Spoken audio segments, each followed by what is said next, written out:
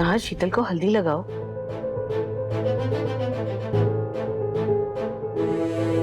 नाहर, शीतल को हल्दी लगाओ।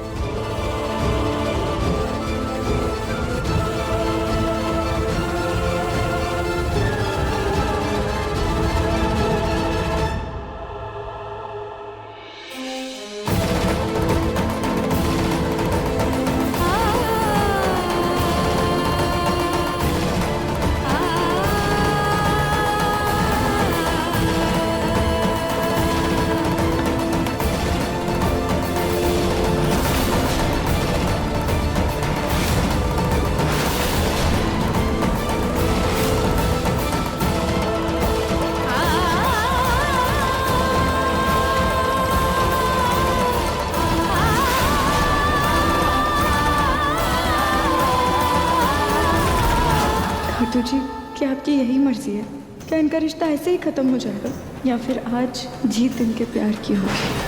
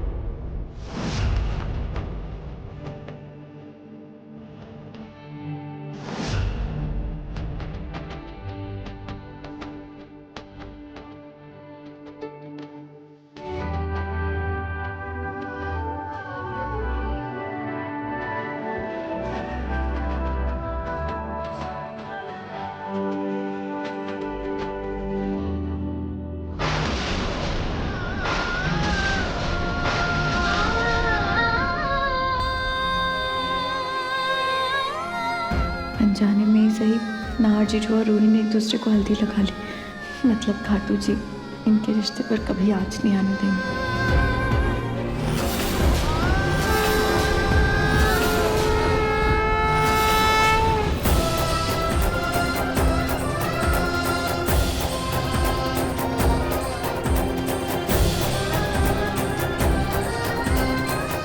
इन दोनों ने एक दूसरे को शगुन की हल्दी लगाई। मैं ये कभी बर्दाश्त नहीं कर सकती।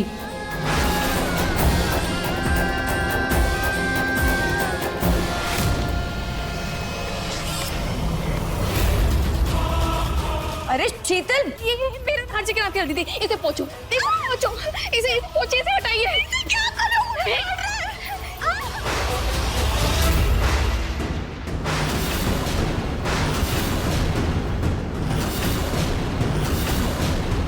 शीतल, रूही को तकलीफ हो रही है।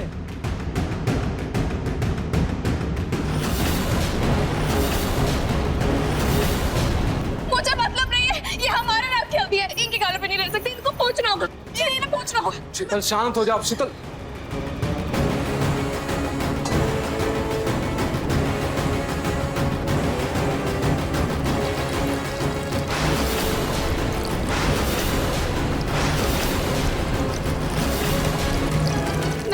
ये नहीं हो सकता। ये मेरी और नाहर जी की हल्दी है ना, आपके गालों पे लगी नहीं रह सकती। ये हटनी चाहिए। शीतल,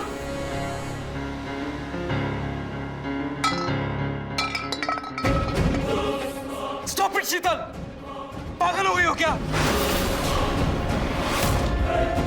आप मुझे डांट रहे, आपने नहीं देखा कि ये रूही जी की वजह से कितना बड़ा अपशगुन हुआ? आपकी भी हल्दी उसके गाल पे लग गई। शीतल तुम होश में तो हो?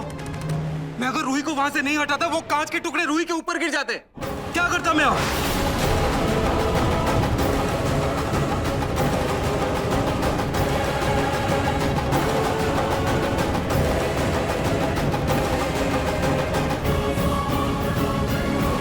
किसने फेंकी ये बॉल?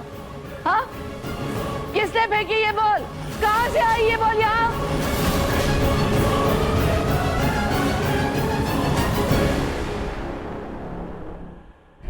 अब दादी ये शॉट तो बिट्टू ने मार दिया था।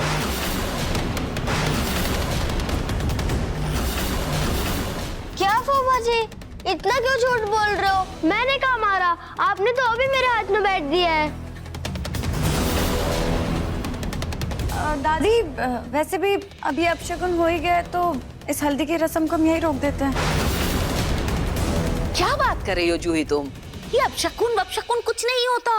और वैसे भी कांच का टूटना बहुत बड़ा शुभ संकेत है ना समदन जी? हाँ वो पूनम जी सही तो कह रही है। कोई अपशकुन नहीं हुआ है। आज जो भी हो रहा है ना सब शुभ ही शुभ है। हाँ ना, तुम जल्दी से शीतल को हल्दी लगा दो। हाँ बेटा स्पर्श। हल्दी लगानी है तुम्हें।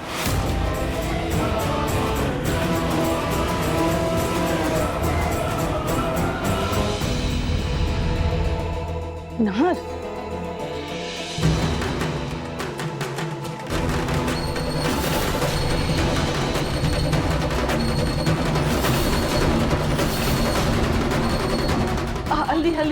हल्दी की रस्म पूरी हो गई है ना बच्चों? अब तुम लोग अपने अपने कमरे में जाकर ना नहा लो और मेहंदी के लिए तैयार होके नीचे आ जाना। चल रूही, मैं तुझे तैयार कर देती हूँ। अभी मेहंदी संगीत शुरू होनी है। समर दामाद जी और पिंकू अकेले कितना डेकोरेशन संभाल लेंगे, उनकी मदद करो। और फिर रूही के साथ मैं हूँ ना। वैसे भी वो अभी नहाएगी धोएगी और उसके बाद मैं तैयार करूंगी उसे। उसकी जिम्मेदारी मेरी। तुम बाकी का काम देखो। हैं?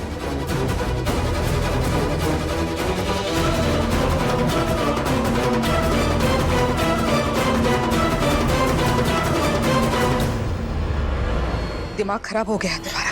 हाँ, क्यों बाप का बतंगर बनाने जा रही थी? अरे हल्दी के रस्म में थोड़ी बहुत ऊंच नीच हो जाती है। और फिर भूलो मत कि अब तुम्हारी नहार से शादी होने वाली है, तो थोड़ा ना सब्र रखो। होने वाली सासू माँ, मेरा दिल घबरा रहा है वो इस बात से कि आज नहार जी ने अपने हाथों से रूही को हल्दी लगाई है। और अगर कल मंडप पे शादी हुई तो क्या अपने हाथों से वो रूही को सिंदूर भी लगा देंगे? इसी बात की टेंशन है मुझे, इसलिए मेरा दिल घबरा रहा है।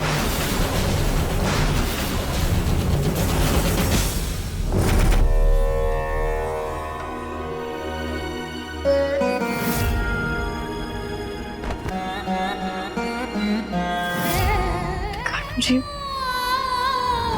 आज हल्दी के फंक्शन में जो कुछ भी हुआ उससे मुझे इतना तो समझ आ गया कि क्या भी नाहर जीजू और रूही के रिश्ते को बचाकर उनके प्यार को जिताना चाहते हैं। खाटू जी, मैं इतना तो जानती हूँ कि रूही ने शादी के लिए सिर्फ और सिर्फ दादी की तबीयत की वजह से हाँ किया।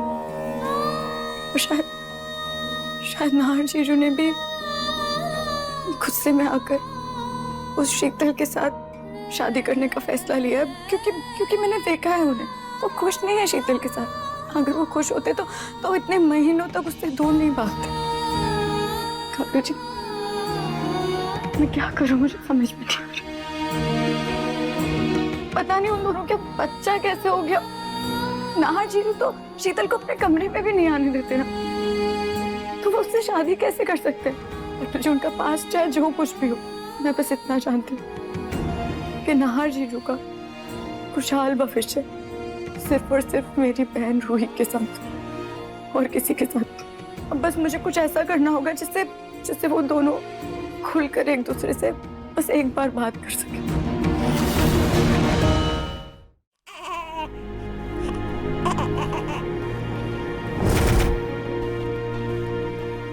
मुन्नी, आप भी यही चाहते हो ना कि आपकी रूही मासी और हार मौसा जी एक हो जाए, है ना? तो ऐसा ही होगा।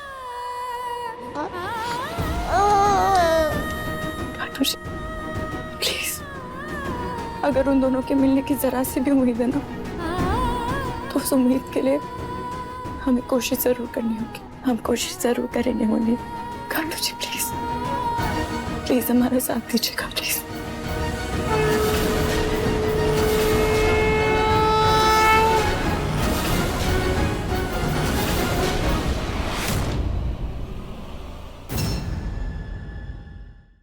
मन सुंदर रात 8 बजे दंगल टीवी पर।